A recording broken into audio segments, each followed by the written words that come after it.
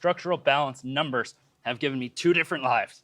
When Ben played for me, I don't know if he could even touch the rim. This concept was popularized by my original mentor, Charles Poliquin. You can still see his upper body numbers published 25 years ago as Achieving Structural Balance. I highly recommend anyone check out that article. Now, in present day, Ben Clairfield, one of Poliquin's top disciples, is helping me bring his genius forward with accuracy, with the kind of mobility and joint bulletproofing obsession that I have. I'm gonna try to make this concept simple, then we're gonna dive into actual numbers. So let's say from now, over the next decade, I wanna be driving up my front squat.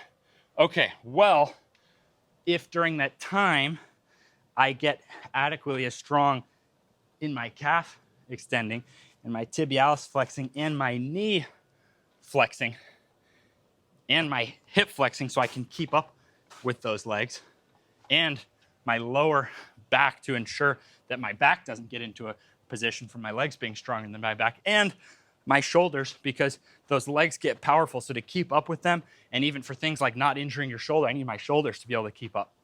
So we just went over a bunch of areas, not to mention the legs are actually, the knee is supposed to be stronger in this top quarter. So there's a Poliquin step up. And I want to be balanced between each side in that full range of motion. So I think we've just named like 8 different zones that I would want to be adequately as strong in compared to my front squat. And even if we look at the front squat itself, first let's establish that you can assist and elevate your heels to get a full range of motion. I only made the jump from the worst knees of anyone I knew, the lowest vertical of anyone I played with, to now freaky knees and athleticism because I was willing to regress lower than I had seen anyone do. So that's a key part of it, but where do you go from there with measurable accuracy? And with a squat, we're not talking about the sport of Olympic weightlifting. We're talking about this last quarter here. You need to actually control that last quarter, not drop from here, because when you go below 90 degrees, you preferentially develop your VMO, vastus medialis oblique. It's really just a vastus medialis. The O is short for oblique because of its slanting nature. And it's the first muscle that contracts when your knee is under pressure.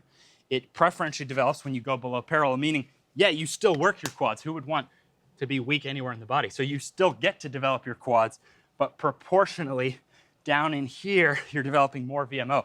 But if you just bounce out of it and avoid that position, you could probably squat and not actually preferentially develop your VMO. And it's been found, not surprisingly, the more VMO you have relative to the rest of the quads, the less knee pain. It's also the most fast twitch of your quad muscles.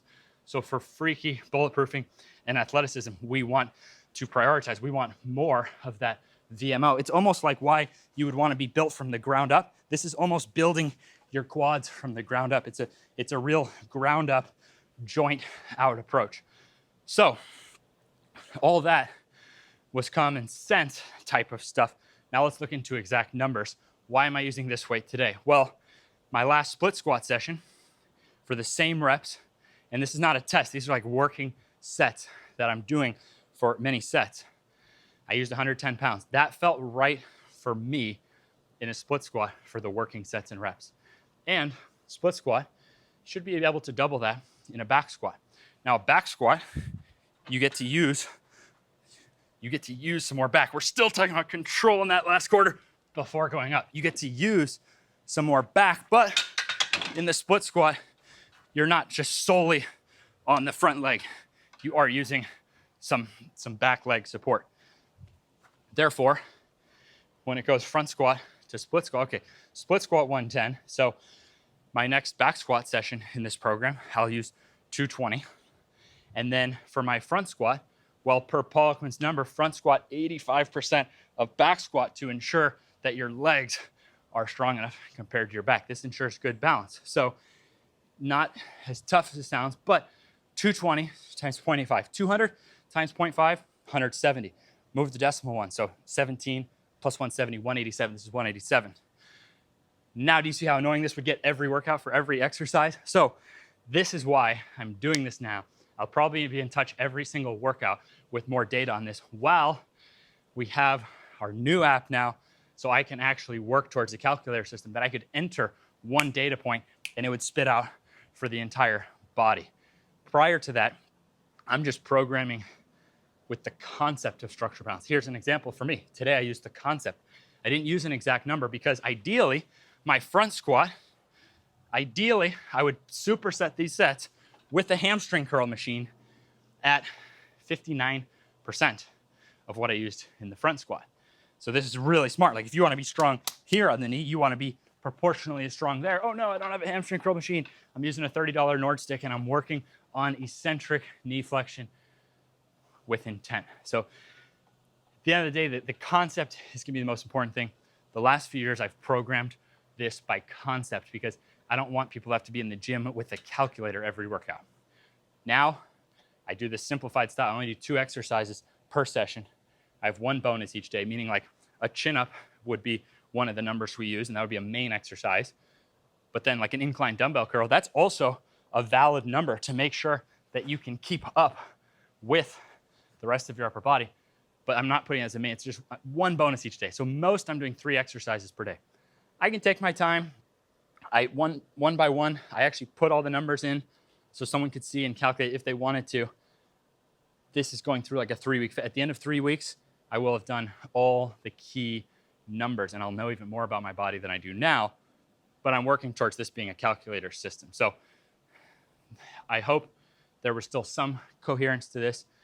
I think that this is the next level. If we're gonna take ATG even further, I think we have to have more dedication to the numbers and making them accessible more than ever.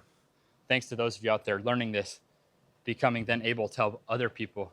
I get your message every day that you took the data and now you helped your mom, your brother, your friend, whoever. This is something beyond anything I could have imagined. So the way I'm wired, I can't just sit back now and let you down and stay the same. I need to try to level up. I need to try to get better. I need to try to deliver more. I need to try to make it even more powerful. So this is the best way I know how to do it. Much love. Thank you.